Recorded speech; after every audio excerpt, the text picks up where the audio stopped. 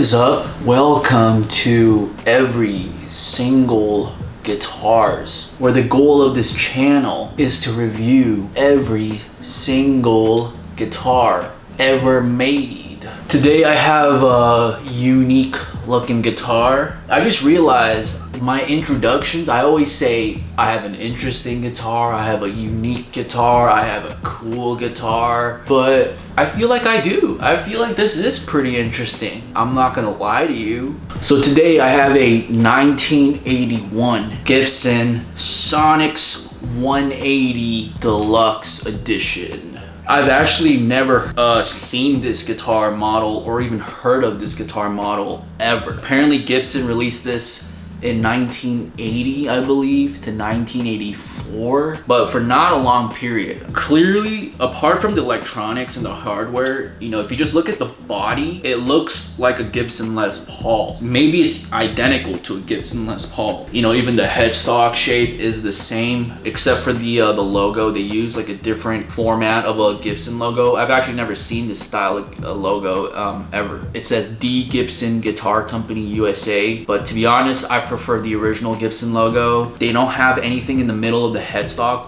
Sometimes they put like a design or a label, but for this one it's just blank. So the biggest difference between the Sonex, this particular guitar, and any other Gibson Les Paul is the back. The back has a bolt-on neck, which is not common for a Gibson. Gibsons are known for a set neck. You know, and a lot of people say, you know, set neck is better than bolt-on because it's better tuning stability or intonation, like blah blah blah. And I mean, I don't really have enough credibility to say if that's right or wrong, but from experience, I have owned several set necks and I've owned several bolt-on necks, mainly because I play a lot of Fenders, and I honestly can't tell the difference. I actually prefer a bolt-on neck because it makes it much easier to disassemble the guitar, you know, see what's inside the guitar. And I feel like a big downside of a set neck is, you know, if you break the neck or any part of the headstock, you're done. Like, you can't play the guitar anymore unless you get it professionally replaced or professionally fixed, which will cost a lot of money.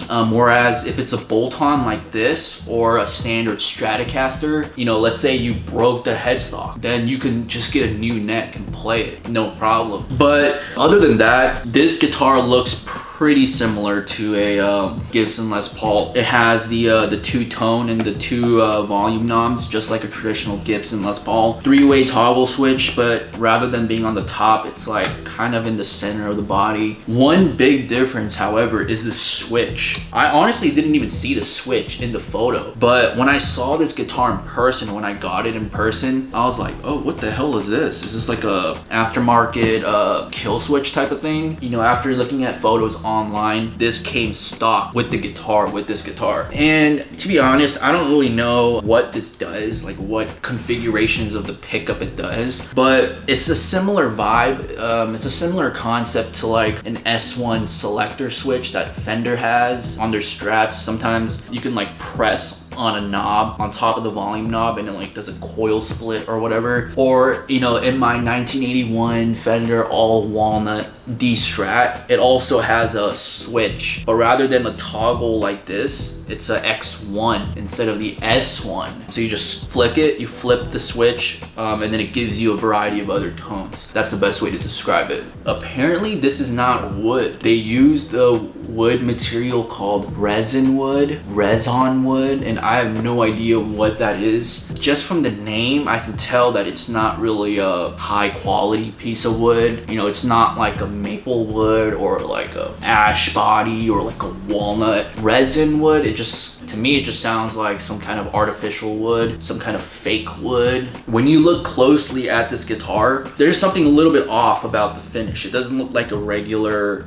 Gibson finish per se. So I believe that's where the resin wood comes up. If you look very closely under the light, it almost looks like a laminate guitar. It really does. Even with the headstock, the wood on the headstock and the back of the neck, they all use, it looks like the same quality style of wood. The resin wood, I'm assuming. These tuners, I'm not sure if these are Gibson tuners, but if these are the original tuners that came with the guitar, for a Gibson, this is not a good quality tuner. I've played with this guitar around and it did stay in tune, but just from the quality of the metal they used, for a Gibson, this is not a Gibson standard quality tuner, I'd say. But at the same time, this was released as, I think, one of the cheapest Gibson models during the 80s. So if it's cheap, there has to be a reason. I mean, it's probably because of the resin wood, you know, and the tuners, and probably the bolt-on neck, because it's easier to produce like this. You know, overall, just from a guitar standpoint, this guitar is not bad at all. Even though they use some inferior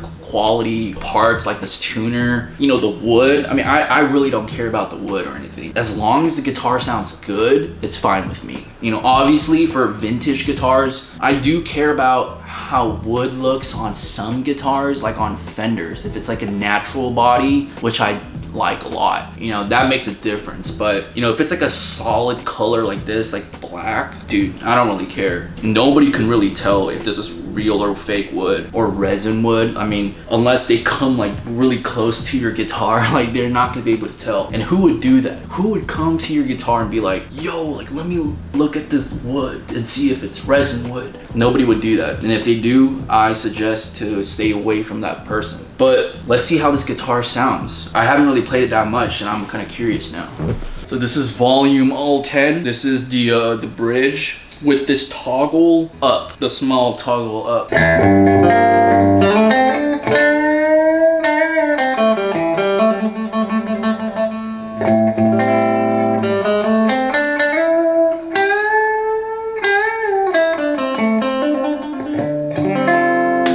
This is the middle.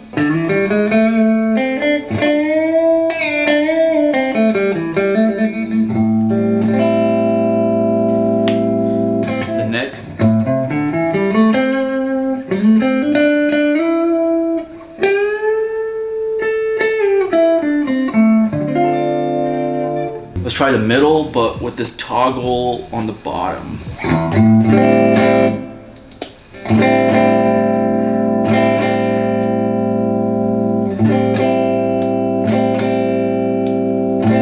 Dude, to be honest, I can't even really tell the difference.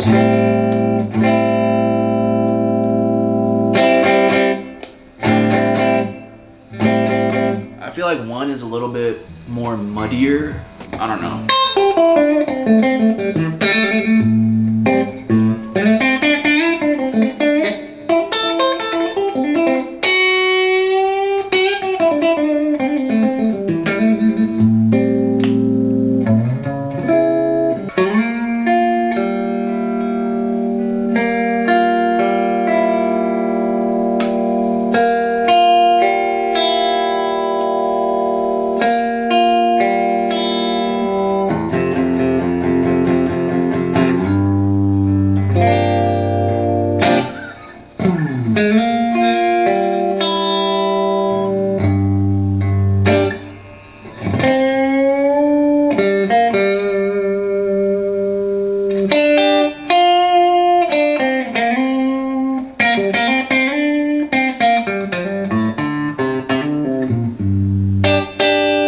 So overall, sounds good, but at the same time, I've never played a guitar that I just could not stand. I actually kind of want to play a guitar like that. I'm curious. But if on a blind test, if you were blindfolded and somebody handed you this guitar, it is very easily for you to mistake this as a Gibson Les Paul, you know, because like, let's say I'm blind, let's say I'm Ray Charles or Stevie Wonder, no offense, but you know, the body feel right here is a Gibson Les Paul. I say this in my other reviews as well. I don't like playing a Gibson Les Paul when I'm sitting down like this. It's just not comfortable. The main part where there's no comfort for me is this part. It's just like so small right here, so it keeps on falling down like this. You know, the top I've gotten more used to. The bottom is just the part where I have issues with in terms of comfort. For a guitar standpoint, just from you know, how a guitar is supposed to be played and sounds, this guitar sounds good. Even though it's marketed as a lower Gibson, if you buy a Gibson or a lower Gibson or a lower Fender or a lower Martin or a lower Taylor, they may use inferior